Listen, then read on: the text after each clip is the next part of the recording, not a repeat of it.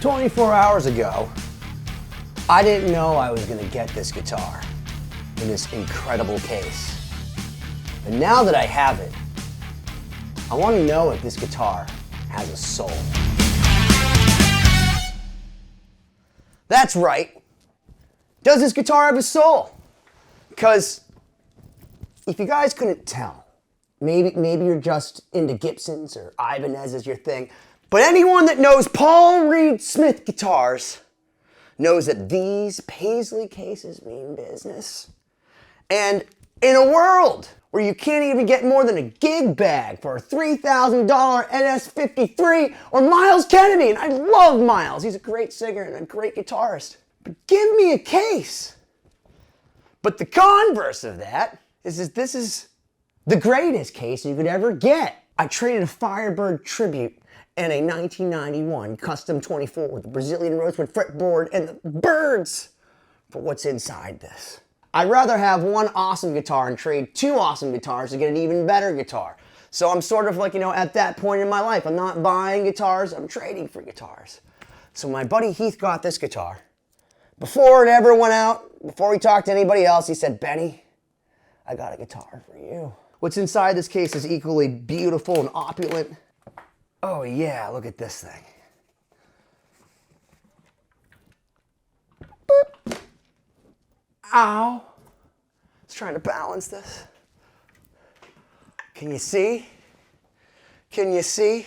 What we have here, folks, is a 2010 Paul Reed Smith Modern Eagle Studio with a beautiful Celtic knot inlaid on it and a solid Madagascar rosewood neck. Before we go around, this is a Cocobolo over the front of the headstock. Beautiful. But look at the back. You got the Madagascar rosewood neck. And look at this back. This is African ribbon mahogany. If you couldn't tell from looking at the back of a million guitars, yes, this mahogany is better than most.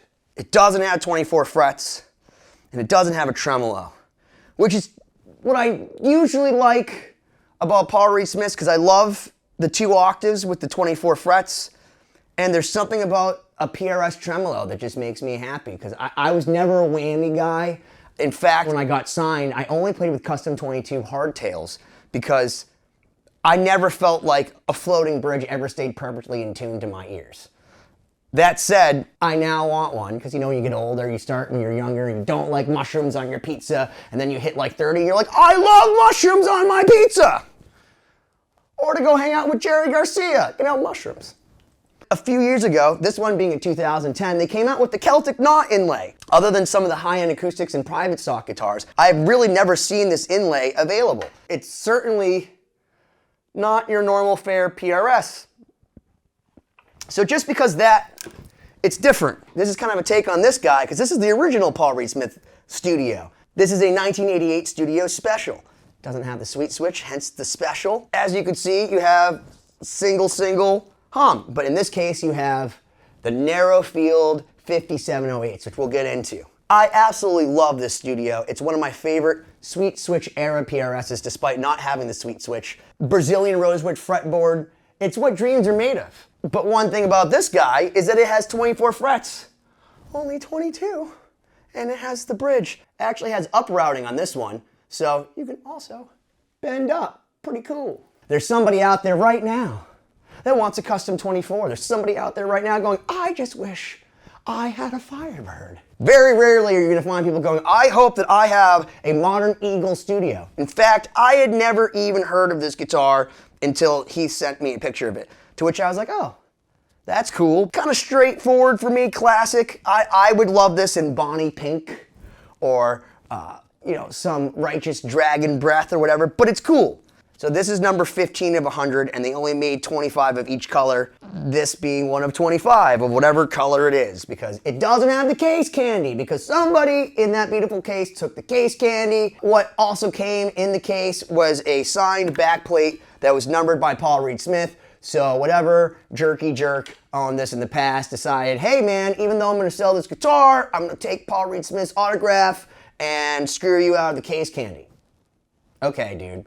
I try not to be that guy. I try to give everybody the cases or what came with the guitar. It's part of defending the faith. You know what I mean? Like if you get an older guitar and it comes with a bunch of stuff, I try to pass that stuff along in the hopes that it stays with history. And give me the freaking signed Paul Reed Smith backplate, man. It says number 15. So I wanted to bring this thing right into the studio because, well, it's a PRS studio. The first thing I think when I see these Narrowfield 5708 pickups, again, I'm gonna go back to my grandfather, but like, pull up your pants. Like, what's wrong with you freaking hippie? This doesn't look like a single coil to me, and that's because it's not. It's a Narrowfield 5708. And I guess we should probably explain what this 5708 treble is. The 57 stands for 1957 because, you know, if you want good tone, clearly you have to go back to 1957. In particular, the PAF for the 1957 Les Paul are different than the PAS from 1958 and different from the PAS from 1959 because they use different winding techniques and amounts of wire and what type of wire, and I don't know all about it, but Paul Reed Smith certainly does. So much so that he actually bought the machine that did those pickups in the 50s. So he used that same machine and the same wire to wire these to be as accurate to a vintage PAF sound. So the thing is, it's not trying to get that hot wound, you know, double cream 59 thing. This is supposed to be 1957 mellow yellow, classic, just a little bit of grit from a PAF. And the Narrowfields, the whole idea of these guys is that they're stairway stacked. The idea is that you get all the advantages of a single coil and a humbucker. So you get a more loud single coil, but without the hum. How does it do that? It's the idea that you get an even dispersion of the magnets across the radius of the fretboard. So these are supposed to evenly pick up the strings despite the radius being slightly different. I don't know. Again, I'm not a scientist like Paul Reed Smith. Apparently it's a thing. These pickups were really popular in 2010 in a bunch of models, and they kind of disappeared until 2021. They showed back up in the catalog, but these pickups are kind of like, again, like the Celtic Knot, a little bit unusual in most PRS models. Let's check out this 5708 in the lead position.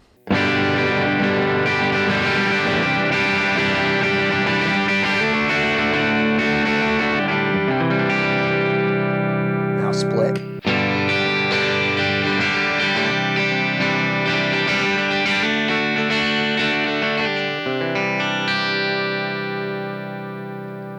Second position, split as well, and the first two positions are the only positions that this thing even matters being pulled out because it's the only positions with the 5708 lead over here.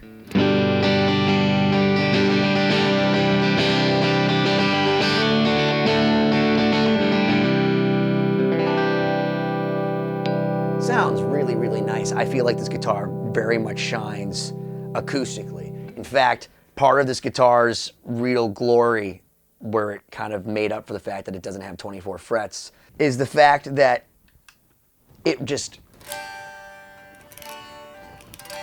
rings acoustically like a bell. It just sings on its own, and I gotta say, I'm not a huge fan, I guess, of the way that a rosewood neck feels. It's not that I dislike it, it's just not like, it would never be my go-to, but you can really feel the whole body just vibrating down this neck, and it's got a serious acoustic property that I don't find in a lot of electric guitars. In fact, I played it against one of my other custom 24s that I really dig, and this one was like twice as loud acoustically. Does it sound better plugged in? I don't know, but certainly acoustically this thing's rad. All right, on to position 3.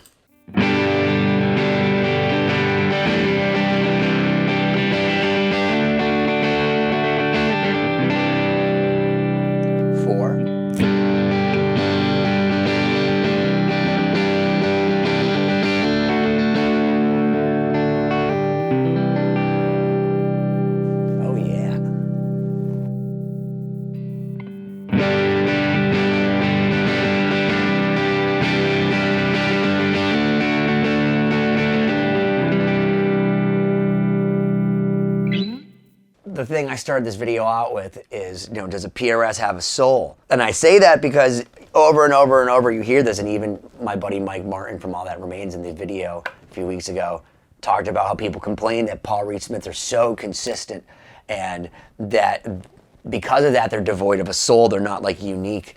I've had some really, really nice ones that I didn't feel like were magic to me, but that's, I feel like any guitar company, everything about this guitar, from the frets to the setup, everything about it screams high quality. It screams boutique. It screams handmade. The only thing you can accuse it of, you know, like let's say a Taylor guitar, is that it's so meticulously done. It's like, did a human do that? Or did a computer do it?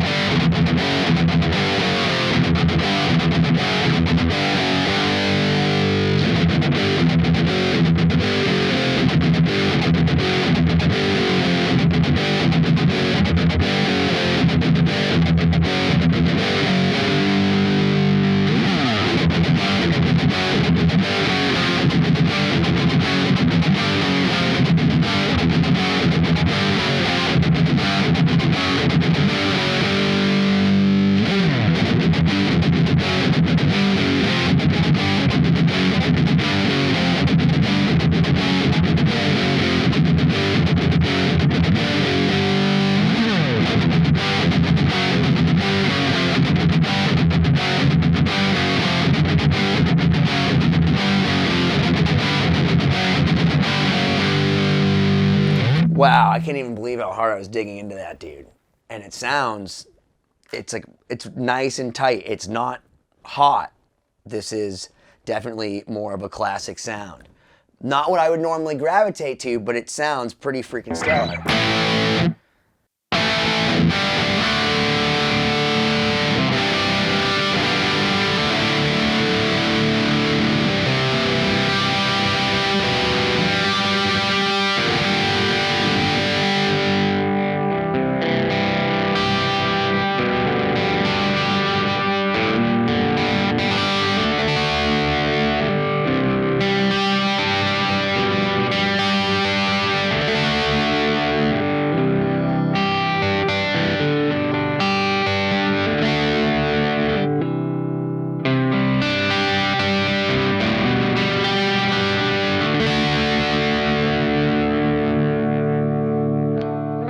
It's just a great, beautiful guitar, from the Madagascar rosewood to the African ribbon mahogany to the Celtic knot inlay.